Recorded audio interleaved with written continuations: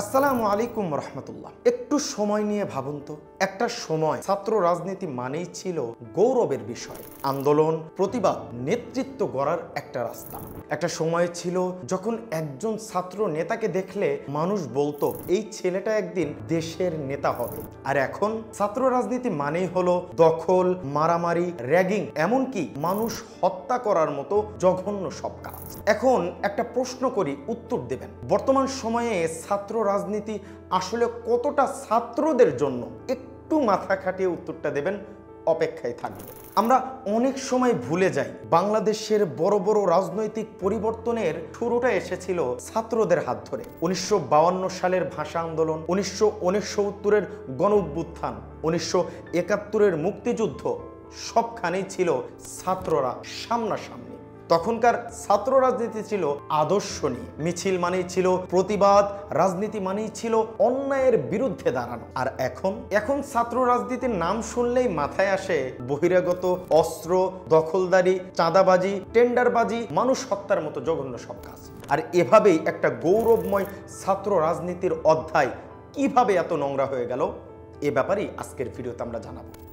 জানার বিষয় হলো, আগে যখন কেউ ছাত্রলীগ বা ছাত্র দলের রাজনীতিতে জড়াতো তখন আশেপাশের মানুষজন বলতো এই ছেলেটা একদিন বড় নেতা হবে। রাজনীতি মানেই ছিল ভবিষ্যৎ মন্ত্রী, এমপি, সমাজের সঠিক নেতৃত্ব দেবে যারা ছাত্র রাজনীতি থেকে বের হয়ে আসছে।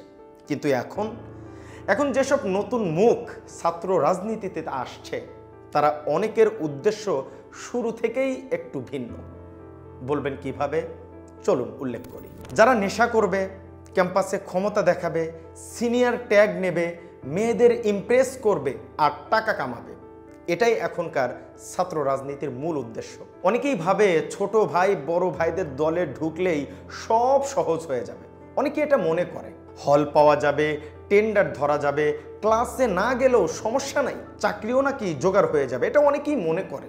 অথচ বাস্তবতাটা পুরোপুরি ভিন্ন। দেখা যায় এদের পিছনে ছোটে তাদের বেশিরভাগই একটা সময় হারিয়ে যায়। না রাজনীতি থাকে, না পড়াশোনা শেষ হয়, না পরিবারের শান্তি থাকে। হ্যাঁ, কিন্তু ছাত্রনেতা অবশ্যই বড় বড় জায়গায় গেছেন কিছু ছাত্রনেতা, কিন্তু সংখ্যাটা কত?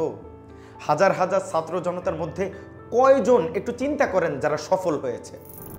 1% যদি রাজনীতির মাঠে সফল হয় এবং বাকি যারা ভাই ভাই করে এবং পা চেটে শেষ করতে করতে তলা শেষ করে ফেলায়, তাদের জীবনে থাকে হতাশা, পিছিয়ে পড়ে পড়াশোনা, অনেকেই তো অপরাধের সাথে পর্যন্ত জড়িয়ে পড়ে।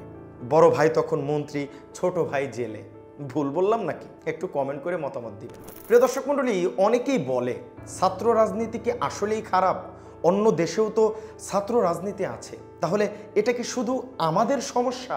উত্তর হচ্ছে না। ছাত্র রাজনীতি নিজে খারাপ না, কিন্তু বাংলাদেশের বর্তমান প্রেক্ষাপটে সেটা একটা বড় সমস্যা হয়ে দাঁড়িয়েছে। বিদেশের ছাত্র রাজনীতি মানে হচ্ছে নিজের অধিকার আদায়ের লড়াই, যেমন টিউশনি ফি কমানো, লাইব্রেরির সুবিধা বাড়ানো, নিরাপদ ক্যাম্পাস নিশ্চিত করা। আর আমাদের এখানে রাজনীতি মানে কি জানেন? এখানে ছাত্র রাজনীতিতে ঢোকার পিছনে উদ্দেশ্য থাকে ক্যাম্পাসের বস হওয়া, ক্ষমতা দেখানো, সিনিয়র তকমা নেওয়া, নেতা ভাইদের ছায়ায় চলা, নিজের পড়াশোনা, ভবিষ্যৎ সব কিছু ত্যাগ করে অন্য কারোর ক্ষমতা বাড়ানোর সিঁড়ি হয়ে দাঁড়ায় আমরা। ভাবুন তো এই বিষয়গুলো।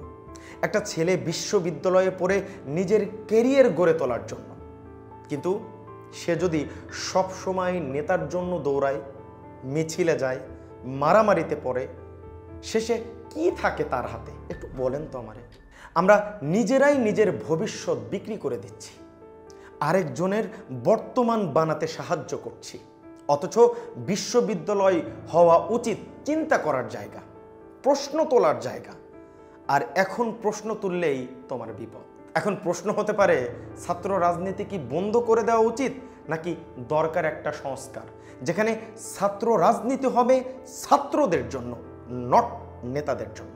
আমি তো বলবো ছাত্র রাজনীতি থাকা দরকার, কিন্তু সেটা যেন ছাত্রদের জন্য হয়, অস্ত্রধারীদের জন্য না। মত প্রকাশ থাকবে, আন্দোলন থাকবে, কিন্তু সহিংসতা আর অন্ধ অনুসরণ থাকবে না। এখন আপনাদের কাছে প্রশ্ন, আপনারা কি মনে করেন ছাত্র রাজনীতি আমাদের ভবিষ্যৎ গড়ছে নাকি ভাঙছে? অবশ্যই কমেন্ট করে আপনার মতামতটি জানিয়ে দিবেন। আজকের ভিডিও এ পর্যন্তই। দেখা হচ্ছে বাস্তব ভিত্তিক প্রতিবেদন নিয়ে। সাথেই থাকুন, চ্যানেলটি সাবস্ক্রাইব করে বেল আইকন বাটনটি অন করে দিতে ভুলবেন না। ভালো থাকবেন, সুস্থ থাকবেন। ধন্যবাদ সবাইকে। আসসালামু আলাইকুম ওয়া রাহমাতুল্লাহ।